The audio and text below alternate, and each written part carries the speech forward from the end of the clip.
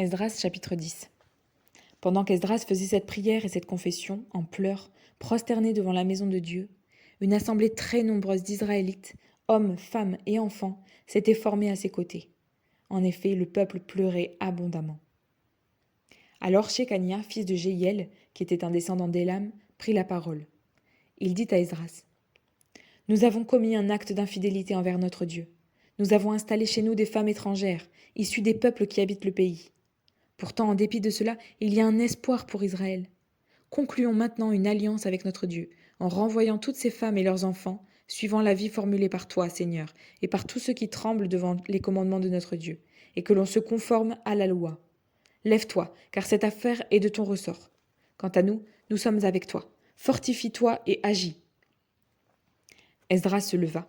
Il fit jurer aux chefs des prêtres et des Lévites et à tout Israël qu'il ferait ce qui venait d'être dit, et ils s'y engagèrent par serment. Puis Esdras quitta le devant de la maison de Dieu et se rendit dans la chambre de Jochanan, fils d'Eliashib. Il resta là sans manger ni boire, parce qu'il était en deuil, à cause de l'infidélité des exilés. On fit passer dans Juda et à Jérusalem un message à l'intention de tous les Juifs issus de l'exil. Ils devaient se réunir à Jérusalem. Tout homme qui ne s'y serait pas rendu dans un délai de 3 jours se verrait, conformément à l'avis des chefs et des anciens, confisquer tous ses biens et serait lui-même exclu de l'assemblée des exilés. Tous les hommes de Juda et de Benjamin se rassemblèrent donc à Jérusalem dans les 3 jours. C'était le 20e jour du 9e mois. Tout le peuple s'installa sur la place de la maison de Dieu, tremblant à la fois à cause de la situation et en raison de la pluie.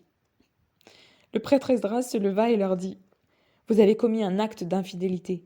Vous avez installé chez vous des femmes étrangères, augmentant ainsi la culpabilité d'Israël.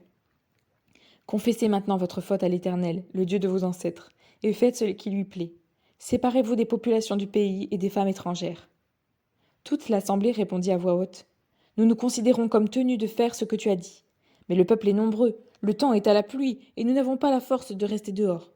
D'ailleurs, ce n'est pas quelque chose qui peut se faire en un jour ou 2 seulement, car il y en a beaucoup parmi nous qui se sont rendus coupables de cet acte de révolte. Que nos chefs restent donc à la place de toute l'assemblée. Tous ceux qui, dans chacune de nos villes, ont installé chez eux des femmes étrangères, viendront, à des moments fixés, accompagnés des anciens et des juges de leur ville, jusqu'à ce que l'ardente colère provoquée chez notre Dieu par cette affaire se soit détournée de nous. » Jonathan, fils d'Azaël, et Jachzia, fils de Tikva, furent les seuls à s'opposer à cette proposition, avec l'appui de Meshulam et du lévite Shabtaï. Quant aux Juifs issus de l'exil, ils s'y conformèrent. On choisit le prêtre Esdras et les chefs de famille en les désignant tous nommément, et ils siégèrent le 1er jour du 10e mois pour s'occuper de l'affaire. Le 1er jour du 1er mois, ils avaient fini de traiter le cas de tous les hommes qui avaient installé chez eux des femmes étrangères. Dans les familles des prêtres, on en trouvera plusieurs qui avaient installé chez eux des femmes étrangères.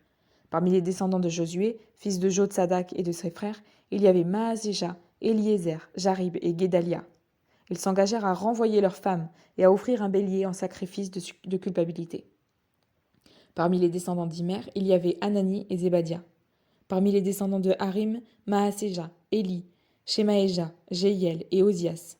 Parmi les descendants de Pashur, Eljoénaï, Maaséja, Ismaël, Nathanaël, Josabad et Éléasa. Parmi les Lévites, il y avait Josabad, Shiméi, Kélaja, c'est-à-dire Kélita, Pétachksha, Juda et Eliezer. Parmi les musiciens, Eliashib. Parmi les portiers, Shallum, Télem et Uri. Dans le peuple d'Israël, il y avait parmi les descendants de Pariosh, Ramia, Jizija, Malkija, Mijamin, Éléazar, Malkija et Benaja. Parmi les descendants d'Élam, Matania, Zacharie, Jéhiel, Abdi, Jérémoth et Éli. Parmi les descendants de Zatu, Eljoénaï, Eliashib, Matania, Jérémoth, Zabad et Élisa. Parmi les descendants de Bébaï, Jochanan, Anania, Zabaï et Atlaï. Parmi les descendants de Bani, Meshulam, Maluk, Adaja, Jashub, Sheal et Ramoth. Parmi les descendants de Pachak, Moab, Adna, Kelal, Benaja, Maaséja, Matania, Betsaléel, Binui et Manassé. Parmi les descendants de Harim, Eliezer, Jishija, Malkija, Shemaéja, Siméon, Benjamin, Maluk et Shemaria. Parmi les descendants de Hashum, Matnaï, Matata, Zabad, Eliphélet, Jérémaï, Manassa et Shimei. Parmi les descendants de Bani, Maadaï, Amram, Uel, Benaja, Bédia, Keluu, Vania, Mérémoth, Eliashib, Matania, Matnaï, Jaazia, Bani, Beniu, Shimei, Shélémia, Nathan, Adaja, Maknadbaï, Sharaï, Azariel, Shélémia, Shemaria, Shalum, Amaria et Joseph. Parmi les descendants de Nébo, Jéhiel, Matitia, Zabad, Zébina, Jadaï, Joël et Benaja. Tous ces hommes avaient pris des femmes étrangères et certains avaient eu des enfants d'elles.